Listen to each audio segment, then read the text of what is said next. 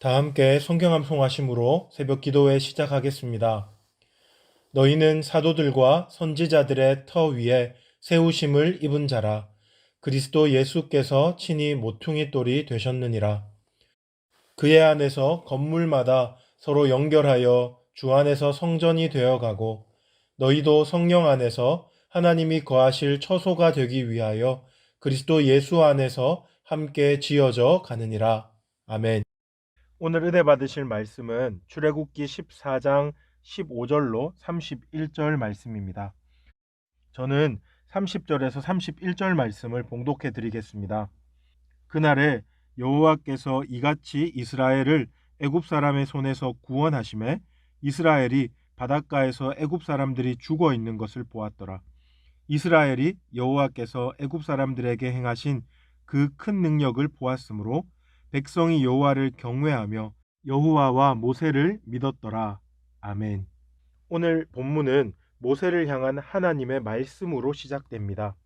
15절로 16절을 보시면 하나님은 모세에게 너는 어찌하여 내게 부르짖느냐? 이스라엘 자손에게 명령하여 앞으로 나아가게 하고 지팡이를 들고 손을 바다 위로 내밀어 그것을 갈라지게 하라 라고 말씀하십니다. 여기서 너는 어찌하여 내게 부르짖느냐 라고 하나님이 말씀하실 때 이 부르짖음은 모세의 기도라고 해석하는 것이 매끄러울 것 같습니다.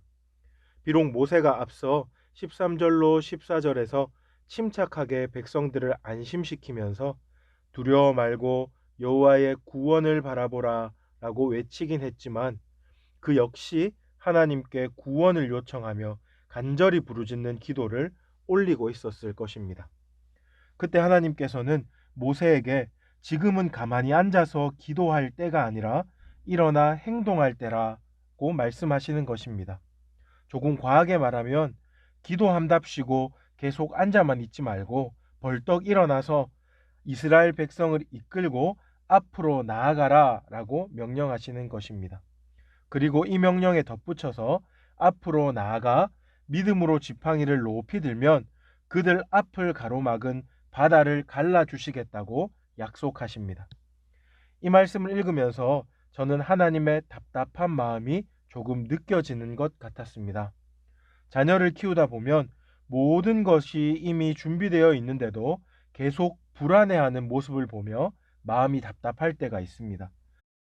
이런 어리석은 자녀의 모습처럼 지금 모세는 두려워 말고 구원을 보라라는 하나님의 말씀을 듣고도 계속 불안에 사로잡혀서 어찌할지 몰라 하고 있는 것입니다.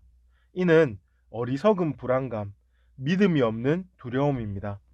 그런데 하나님은 오늘 말씀을 통하여 이런 불안이 엄습할 때 가만히 앉아만 있지 말고 오히려 벌떡 일어나서 한 걸음을 내딛어야 한다고 말씀하고 계시는 것입니다. 기도한답시고 앉아 있으면 오히려 불안만 더 커지고 생각이 더 복잡해질 뿐 아무 일도 일어나지 않습니다. 하나님의 말씀이 이미 주어졌다면 그 후에는 확신 가운데 일어나 담대히 순종해야 합니다. 그래야만 하나님의 일하심을 실제로 경험할 수 있는 것입니다. 하나님의 말씀에 모세는 이제 일어났고 나아갔으며 지팡이를 높이 들었습니다. 그때 놀라운 기적이 일어납니다. 21절을 한번 보십시오. 모세가 바다 위로 손을 내밀매 여호와께서 큰 동풍이 밤새도록 바닷물을 물러가게 하시니 물이 갈라져 바다가 마른 땅이 된지라. 여기에 물이 갈라져 바다가 마른 땅이 된지라 라는 말씀에서 마른 땅으로 번역된 히브리어 야바샤는 창세기 1장의 창조기사에서 무트로 번역된 단어입니다. 이것으로 미루어 볼 때 홍해를 가르신 이 기적은 창세기에서 물의 세력을 밀어내 육지와 바다를 구분하신 하나님의 창조 사역을 연상시킨다고 할 수 있겠습니다. 천지를 창조하신 하나님, 하늘과 땅을 다스리시는 하나님께서 지금 이스라엘의 구원을 위해서 다시 한번 바닷물을 밀어내시고 뭇을 드러내고 계신 것입니다. 이러한 기적으로 말미암아 이스라엘 백성은 하나님이 친히 마련해 주신 그 길로 홍해를 건너게 됩니다. 사면 초가의 상황에 놓여 있었던 그들이 하나님의 구원의 역사를 경험하게 된 것입니다.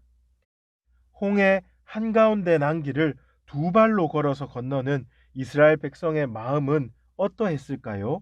이런 상황을 처음 접해 보았기 때문에 얼떨떨 했겠지만 또한 하나님의 영광과 그분의 능력을 마음껏 찬미했을 것입니다.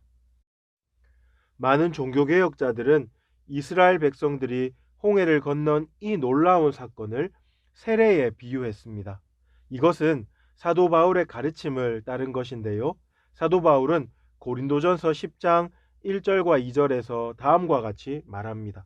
제가 한번 읽어보겠습니다. 형제들아, 나는 너희가 알지 못하기를 원하지 아니하노니 우리 조상들이 다 구름 아래에 있고 바다 가운데로 지나며 모세에게 속하여 다 구름과 바다에서 세례를 받고. 아멘.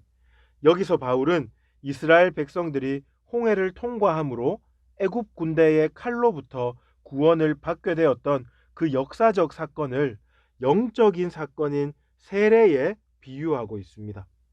모세에게 속한 이스라엘 백성들이 그 바다를 통과함으로 구원을 받았던 것처럼 예수 그리스도께 속한 성도들이 세례를 통과함으로 구원을 받게 됨을 말하는 것이지요.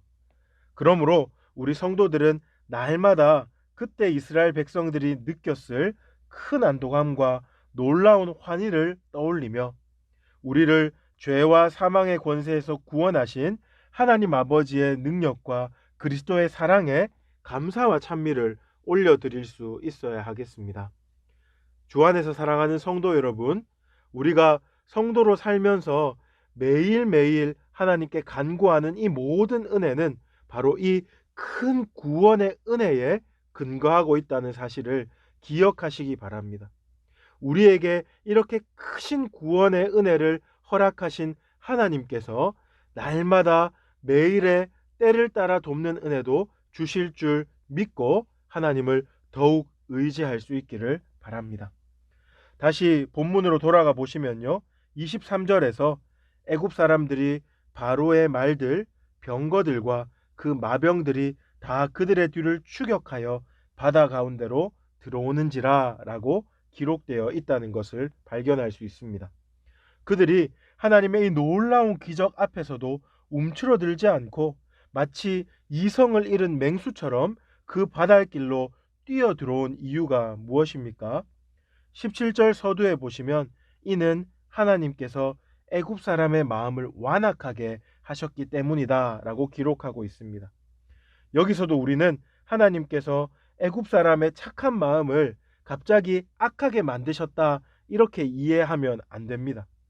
하나님께서는 그들의 악한 마음 그대로 내어버려 두셨고 그 악함에 상응하는 심판을 내리심으로써 하나님의 완벽한 승리를 완전히 드러내고 계신다고 이해해야 옳습니다. 우리가 살아가는 세상은 날이 갈수록 악해집니다. 그리고 악한 자들이 더욱 승승장구하는 것 같아 보입니다. 그러나 우리는 이 말씀을 근거로 하여서 결국 악한 자들은 점점 더 거세어지는 그들의 악으로 말미암아 심판받고 멸망하게 될 것을 내다볼 수 있어야 하겠습니다. 그리고 낙심하지 말고 의로우신 재판장이신 우리 주님을 끝까지 신뢰하며 말씀에 순종할 수 있어야 하겠습니다. 이제 말씀을 마무리하겠습니다. 오늘은 이스라엘 백성들이 홍해를 마른 땅과 같이 건넌 이 놀라운 사건을 상고함으로 몇 가지 교훈을 생각해 보았습니다. 첫째는 하나님의 말씀이 분명히 주어진 상황에서는 우리가 가만히 앉아 있지 말고 일어나 말씀에 순종함으로 나아가야 한다는 것입니다. 말씀을 의지하여 순종할 때 우리 속에 두려움의 안개가 걷히게 될 것입니다. 둘째로 하나님께서 홍해를 친히 가르심으로 그 가운데 길을 내셨던 이 구원의 사건은 우리의 세례와 유비되는 사건임을 기억해야 합니다.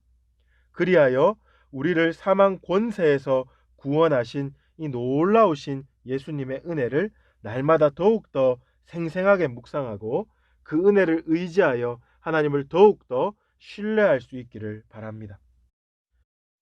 마지막 세 번째로 하나님께서 마침내 애굽 군대를 홍해에 수장하심으로써 큰 승리를 선포하셨다는 것을 우리가 기억하기를 바랍니다. 그리고 이 땅을 살아갈 때 하나님께서 마지막에 하나님의 영광을 온전히 드러내실 때에 우리 또한 이스라엘 백성처럼 구원을 찬미하며 하나님의 영광을 함께 경험하게 될 것을 기대하며 살아갈 수 있길 바랍니다.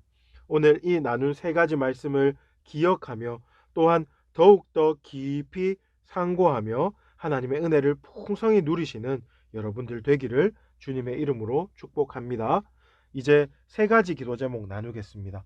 먼저 말씀을 기억하시면서 이스라엘 백성들을 구원하시기 위해 친히 홍해를 가르신 하나님의 놀라운 능력과 우리를 향한 은혜를 기억하며 오늘도 살아계신 하나님을 믿고 담대히 그 말씀에 순종하게 하여 주옵소서 기도하십시다. 둘째로 우리나라를 긍휼히 여기사 모든 영역에 하나님의 공의와 사랑이 흘러가게 하여 주시고 위정자들이 하나님을 두려워하게 하시며 정직한 사회가 되게 하여 주옵소서. 지역 교회와 선교단체가 부흥을 경험케 하여 주옵소서.